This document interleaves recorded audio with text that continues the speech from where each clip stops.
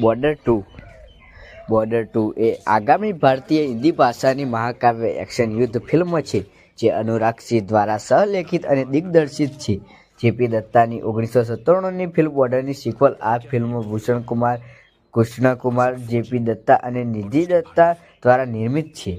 તેમાં સની દેઓલ, વરુણ ધવન, દિલજીત દોસાંગ અને આહન શેટ્ટી તેમજ મોના સિંહ, સોનમ બાજવા અને અન્યા સિંહ અને મેઘા રાણા છે.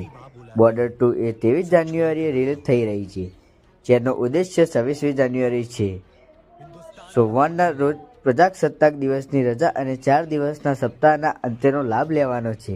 જેપી દત્તાએ મૂળ બોર્ડર 1997નું દિગ્દર્શન કર્યું હતું, પરંતુ સિક્વલનું દિગ્દર્શન અનુસાર સિંહજી કેસરી એટલે કે 2019 દ્વારા કરવામાં આવ્યું હતું. સોમવારે એક ઇન્ટરવ્યૂમાં અભિનેતા સુનિલ શેટ્ટીએ કહ્યું કે જો 1970ની ફિલ્મ બોર્ડરમાં તેમનું પાત્ર મૃત્યુ પામ્યું ન હોત તો તેઓ ચોક્કસપણે બોર્ડર 2માં પાછા ફર્યા હોત.